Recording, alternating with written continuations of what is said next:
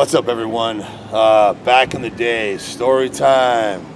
So, these stories are basically, there's a lesson behind them. And that's the reasoning for me telling this story is it's entertaining, but there's also a lesson behind every story. And so this story, this was probably about 12 years ago, and I'm training at Gold's. And, this is the time where, I'm Mr. bodybuilder, and so when I train, my workouts are very important, and you better stay the fuck out of my way when I'm training because my workout's more important than your workout. And a lot of guys out there have that mentality, and I had that mentality, and it's a stupid fucking mentality. The gym, everyone in the gym is equal, and everyone has equal time as you, and you don't, just because you're getting ready for a show doesn't mean you have more access to, to certain, whatever. It's basically, we're all equals in the gym, and there's people that have the mentality of, well, I'm a competitive bodybuilder, so therefore my time is more important than yours, You're wasting everyone's time with what you're doing in the gym. Well, yeah, so it's like I said, that's a stupid ass mentality. But, so this is about the time when I had that mentality, and there's times where, I'm drop setting, I'm super setting, and, people want to work in with me, and it's going to fuck my workout up, having them work in because it's going to slow me down. And if I'm doing a drop set or a super set, I'm going bam, bam, nonstop, no break. And if someone hops on the machine, it's going to fuck me up for when I'm trying to superset and I go to do my set and someone's on, I'm like, oh, and I got to wait, I lose my pump, So, in my head, if I'm doing supersets on the machine, it's like, no, you can't fucking work in because I'm supersetting and, you're going to fuck my workout up. So, no, fuck you, you can't work in, and, now, my mentality is totally different. And anyone that wants to work in with me, I will change or alter my workout to allow you to work in with me because, we're all equals and you have to share and, and that's just the way it goes, So I will change and alter my workout, in order to have someone else work in with me, rather than to tell them, no, you're not working in with me, that's, so anyway, this is back in the day when I would say that, I would say, no, I'm sorry, you can't work in with me, sorry, nope, can't work in with me, wait till I'm fucking done, I'll be done in, we got 3 more sets, and so for whatever reason, on this day, a gentleman came over, I was on the chest, pec deck, and he came over and, and he was someone that was basically you'd almost view as wasting everyone's time, including himself in the gym because, what he was doing was just, a lot of people would view as a waste of fucking time. You can come for the next 10 years and you're not going to change because you're just fucking wasting your time with your fucking, workouts. And came up, I could tell he was a little nervous asking me, and he said, excuse me, sir, do you mind if I work in with you?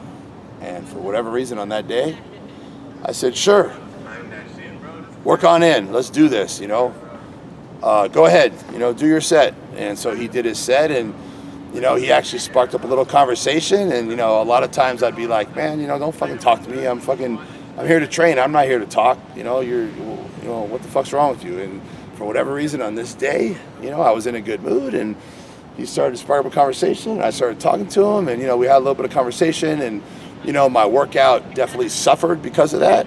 But, it was all good. And, he went on his way, I went on mine. And, for whatever reason, like I said, I have no idea why I let him work in or why we sparked up a conversation. It wasn't the norm for me. The norm for me was, no, you can't work in and don't fucking talk to me. I'm fucking training and, I'm training hard and I don't got time for your fucking listen to your bullshit. You know what I'm saying? So, but on this day, let him work in, a little conversation. And so later that day, I had a callback audition. And what a callback is you went through the audition, you went through the audition, and on a callback, let's say they see 400 people, they'll pick about, anywhere between 2 and 10 people to come back for the callbacks. And the callbacks is the people that, they think are perfect for the commercial, but they break it down to 10, and now they're going to take those 10 the 10 best, and they're going to break it down to the one guy that's going to book the commercial. So, you know, on a callback, like I said, it could be 2, it could be 4, it could be 5 people, you know, and, you know, you go on the callback, you're close. You know, it's exciting when you get a callback, right? Because you're right there. So I get the callback audition, and it was that day, and so I go into the audition, and as I walk in, one of the guys, there was, you know, all the people show up for the callback. You know, the creative people, the marketing people, the director, the casting director, everyone's there in the room. And as I walked in, I heard someone say, "Hey, I worked out with this guy this morning." And I looked at him like, this guy's fucking crazy. And I looked, and it was the guy I talked to at the gym that I said, "Hey, come on in, work in with me," you know, and had a little conversation. That's who it was. And everyone started laughing at him, like, "Yeah, right, you worked out with this guy. Are you kidding me?"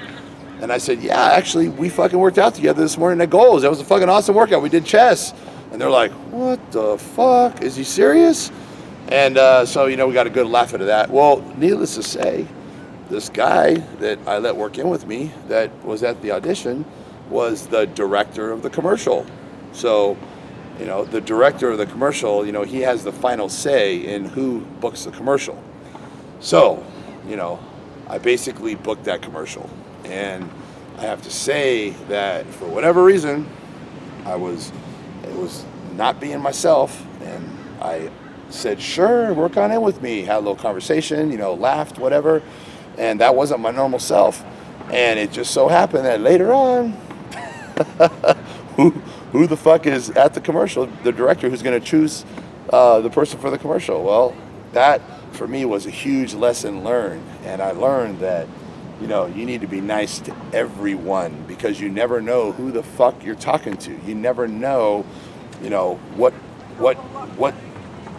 kind of, you know, what that you could run to them later. They could be, you never know who they are, you know. So it's basically, you know, be nice to everyone, treat everyone equally. You never know who the fuck you're talking to. So that was a lesson learned. And from that point on, anyone came up to me in the gym and said, "Hey, you mind if I work in?" What did I say? "Sure, come on in, work in." I even sparked up conversation. And, you know, at the time, this was Gold's Hollywood. Gold's Hollywood, there's, you know, all kinds of industry people in there, you know, and so you would just be a fucking idiot, you know, if you were involved in the industry whatsoever and you were walking around being a fucking dick. That would just be fucking suicide. And at the time, you know, I was involved in the industry, and, you know, I was very involved in the industry. And I have to say that, you know, I booked quite a bit of stuff, you know, simply for being that nice guy. And, you know, there was another commercial I booked. Basically, it was a girl that went to the gym, and, you know, I said hi to her. She said hi. We talked a little bit, you know. She was nice. I was nice. You know, we were kind of friends at the gym. You know, she'd ask me diet advice. I'd give her advice. That was it. And I had no idea what she did. No idea. And she was a casting director. And one day she came up to me and said, "Hey, Rich," she says, "I know you go out on auditions. You know, I got a part for you." And I was like, "Okay, who is she?" You know, like, she has a part for me. You know, who is she? And so she said, "I have a part for you. Are you interested?" I'm like, "Yeah." She says, "Okay, you know, come tomorrow at 9 o'clock. I'm like, "Okay." She, you know, gave me the directions, told me where to go. So I show up at the audition, and it wasn't an audition. It was basically her introducing me to the director, and the director saying, "Yeah, he's great." And that was it. So I didn't have an audition. She basically just gave me the fucking part in the commercial. And, you know, back 10, 12 years ago, 15 years ago, commercials, you know, you'd make anywhere from 20,000 to 80,000 per commercial. You know, it's not like that now, because commercials, you get paid on residuals. Residuals is how many times they play the commercial. And they used to film a commercial, and they played for sometimes 2 years, you know, at least a year. They play that commercial, you know, constantly for a year or two. So every time that commercial pays, you get paid. So what happens is nowadays, you know, when they film a commercial, they only play it for, you know, maybe a couple weeks, and then they trash it.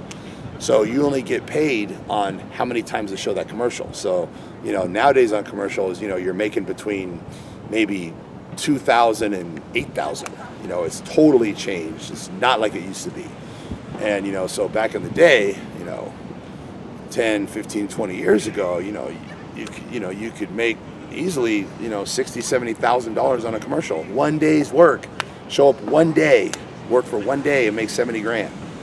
So those were the fucking days. So these people, her giving me that commercial, giving me that part in that commercial is huge. She basically handed me, who knows, I don't know how much I made on that commercial, $20, $30, $40, $50,000. She just handed me, here, Rich, here you go. This is for being nice.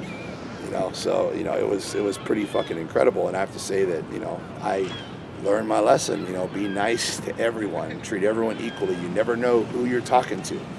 And and that was taught to me.